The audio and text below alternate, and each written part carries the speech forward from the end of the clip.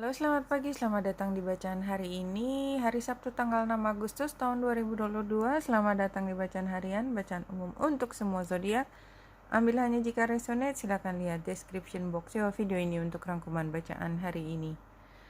Hari ini di chart astrologinya itu bulan ada di 23 derajat 14 menit. Kemudian kita lihat ada Venus di 23 derajat juga yang ada di Cancer, bulan ada di Scorpio, dan ini kita lihat yang derajatnya dekat adalah Neptunus di 25 derajat 3 menit.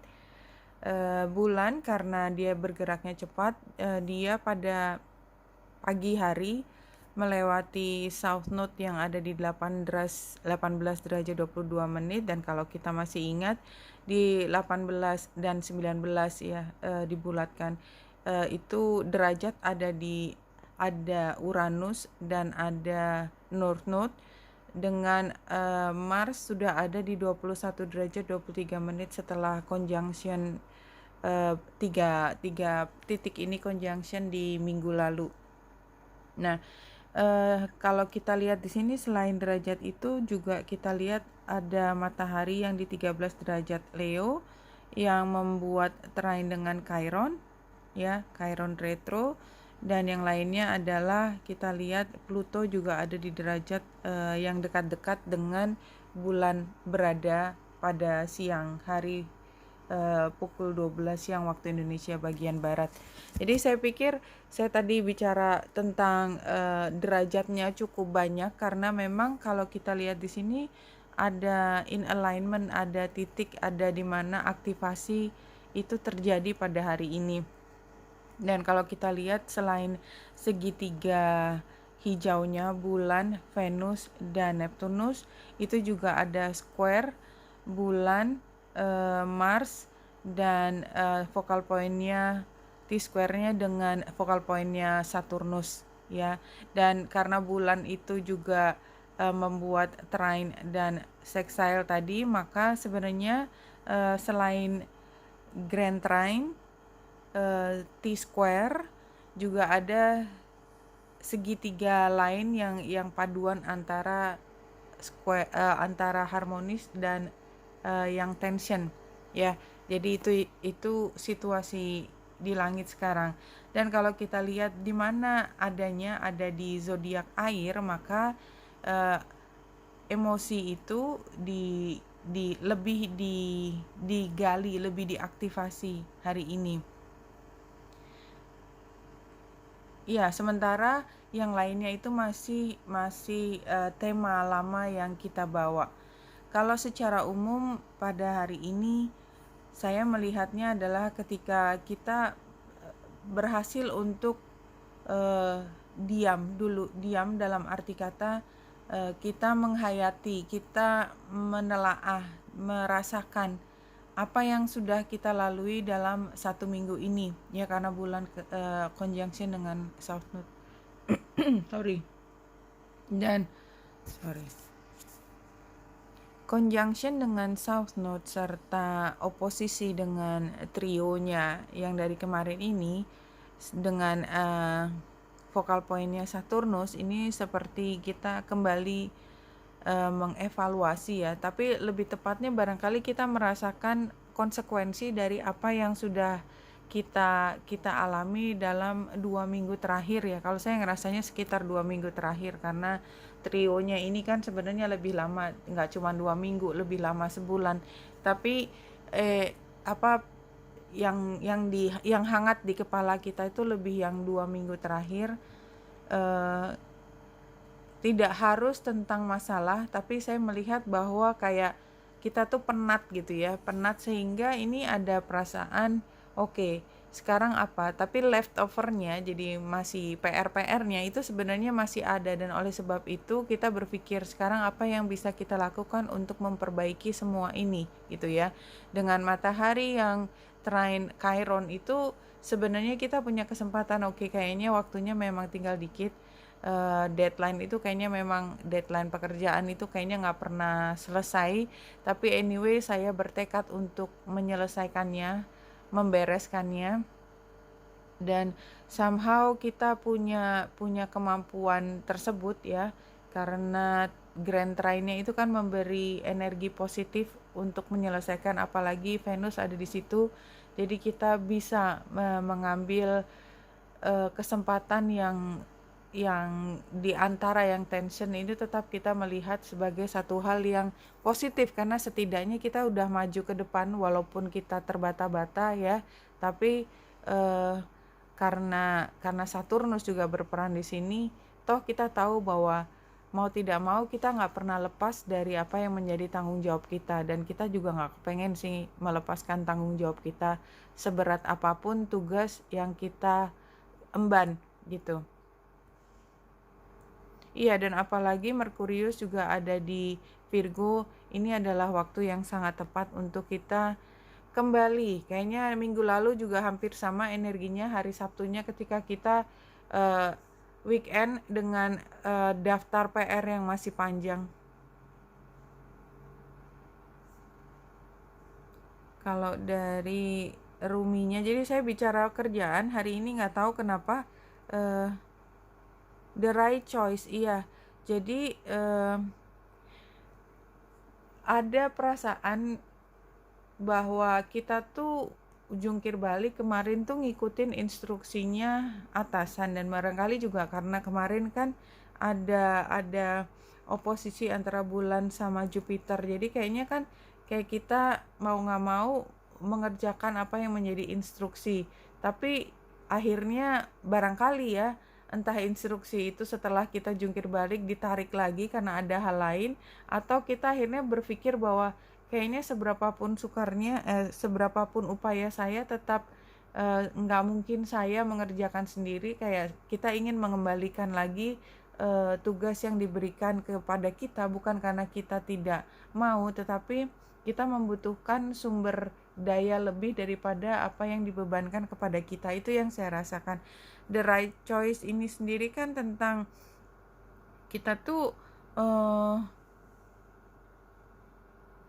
apa ya, kita memilih untuk berlindung di satu kekuatan, tetapi sebenarnya itu bukan apa ya, bukan yang kita cari. Jadi kita pikir kita akan aman gitu, kita play safe kalau kita berpegangan pada satu pihak, tapi ternyata kita tuh nggak pernah bisa mengandalkan satu pihak gitu ya. Somehow entah pihak yang kita pegang itu betraying us, atau ternyata apa yang dia bikin atau yang kita antisipasi dia akan membuat itu ternyata tidak membuat seperti apa yang kita inginkan.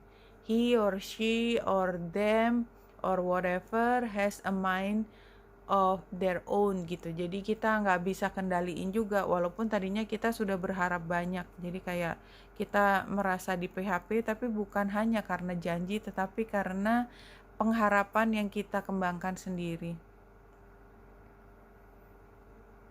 Kalau dari sini kan kita belajar banyak hari ini tentang baik buruknya sesuatu.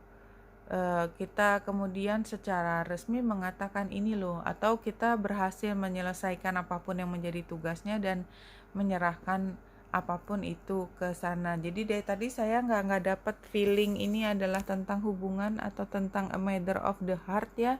Tapi kalau saya berusaha untuk memahami ini, it's a matter of the heart ya, jadi bukan pekerjaan. Itu adalah kita belajar tentang karakter seseorang atau situasi kehidupan, dimana baik buruk itu adalah hal yang tidak bisa dihindari, dan pada akhirnya kita mau tidak mau harus memilih posisi kita terhadap hubungan ini atau perasaan ini. Jadi artinya kalau misalnya kita mengantisipasi cinta yang begitu besar datang dari dia ya, kemudian kita menemukan kekecewaan di sini, kita kemudian mengambil posisi entah ya, yang namanya kehidupan gak ada yang sempurna, jadi saya memutuskan untuk tetap berada di sini, mencoba untuk tetap mencintai dia, mereka, apapun, walaupun tidak sepenuhnya memberikan perasaan apa yang saya inginkan, tetapi that's just life ya. Tapi saya udah ngambil posisi stay atau tidak stay di satu situasi ya. Jadi kayak nerimo gitu aja, karena ya mau apa lagi memang. Jadi kayak misalnya tadinya kita tuh nggak rela ya, kita masih memaksakan sesuatu. Tapi setelah perjalanan ini kita menyadari pernah kehilangan atau pernah merasa bahwa ini kita berusaha untuk let go, tetapi ternyata hati kita memanggil. Jadi level dari cinta kita berbeda, karena yang dulu kita masih mengharapkan kenikmatan, pleasure, atau apapun datang dari itu udah bukan menjadi eh, kriteria utama. Pleasure itu datangnya bukan mengambil energi dari itu dia mereka, tetapi pleasure-nya dari keinginan kita untuk tetap berada di dalam konteks ini. Protected by angels, you are cherished by angels. Kalau ini jelas ya, kita mendapatkan blessing, dan barangkali blessingnya kita adalah kita mampu menerima situasi apa adanya tanpa kita harus struggling. Follow the leader, iya. Every life is teaching tool for others. Your authenticity and honesty are an example of those around you. Iya, jadi kayak yang saya cerita tadi, bulan yang oposisi dengan Jupiter tidak hari ini, tetapi kemarin kita mengikuti follow the leader, nggak sepenuhnya memuaskan atau sesuai dengan antisipasi kita, tetapi kita sudah mengambil keputusan untuk tetap follow the leader. Kalau dari monologi 3 kartu ini kartu masa lalu, sekarang, dan nanti. Kita lihat keluar semuanya adalah bulan baru di Virgo, di Aquarius, dan di Leo. Tapi saya tidak melihatnya sebagai waktu ya. Kita lihat aja deskripsinya. Time to give rather than take. Ini new moon in Virgo.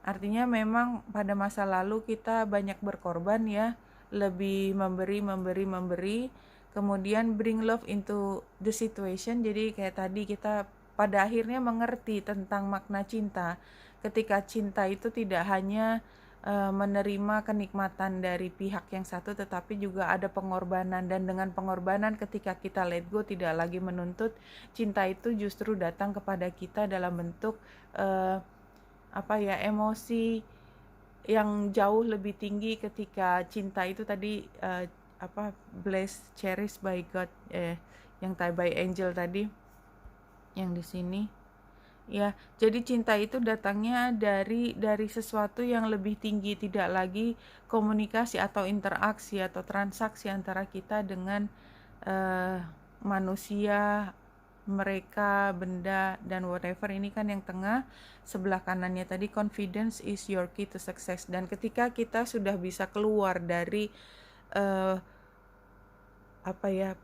pertengkaran, struggle-nya kita dengan emosi kita dengan satu titik lain yang sama-sama makhluk atau tentang material ya, kita udah mampu naik satu tingkat dalam hal spiritual, maka di situ kemudian kita mengerti bahwa confidence, rasa percaya diri itu datangnya dari dalam hati kita, bukan dari dukungan yang tadi saya cerita. Tapi itu adalah fondasi yang kuat. Kita belajar untuk menjadi percaya diri pertama kan dari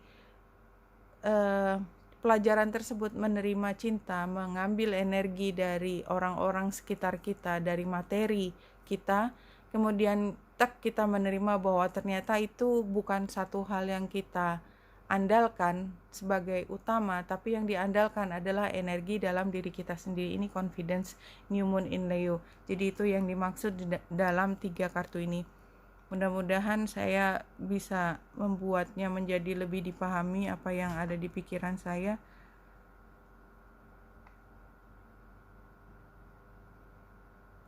Jadi kalau dari sini kan situasinya adalah ketika kita dalam kehidupan atau dalam situasi adalah kita mencoba happy dengan apa yang ada. Jadi kan ini kan perasaan WTH banget gitu ya dengan orang-orang di sekitar. Yang penting gue happy gitu kan ya.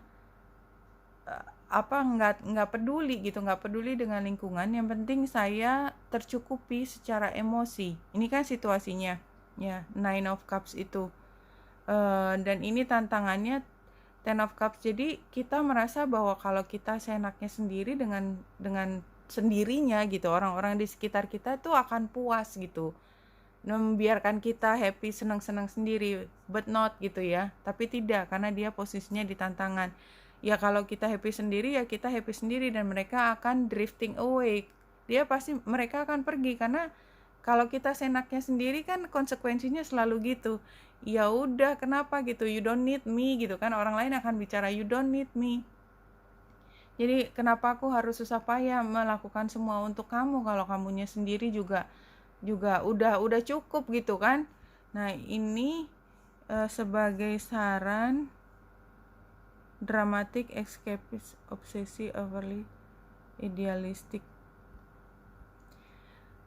Kalau saya menganggap, karena mau nggak mau logika saya bermain membaca urutan kartu ini, maka Knight of Cup itu mengatakan bahwa idealnya ya nggak gitu, yang namanya orang balance dan saling memahami itu menjadi saran, tetapi kondisinya akhirnya adalah kita tidak menerima apa yang kita harapkan datang. Jadi kita sudah melihat bahwa ada hal penting lain di mata kita, dan apa yang diberikan kepada kita dari orang-orang sekitar kita itu bukan sesuatu yang kita inginkan.